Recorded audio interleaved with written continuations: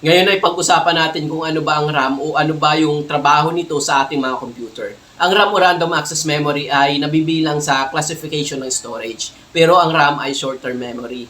Meaning, lahat ng data na nagsisave sa kanya habang kasalukuyang ginagamit natin ng computer ay mawawala din kapag i-turn off natin ang computer or yung system. Hindi tulad ng mga long-term memory like hard drive na pwede natin savean ng data at mananatili lang doon kahit i-off pa natin yung computer. Ang RAM ang katulong ng processor or ng CPU para hindi mahirapan yung processor ng computer. Sa pinakamadaling pagpapaliwanag, ang RAM ang magpo-process ng pagkakasunod-sunod ng mga running applications or mga data na ginagawa natin sa computer bago pumunta sa processor. Kung baga parang i-organize muna ni RAM lahat-lahat bago niya ibato kay processor or sa brain of the computer natin.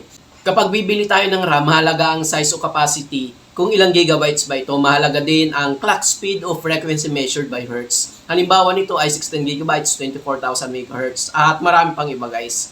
Sa madaling sabi, the more na malaki ang capacity ng RAM natin, the more na hindi mahihirapan ang CPU sa pag-process ng mga applications or data. Lagi lang nating tatandaan pagdating sa computer, the higher the number, the better performance.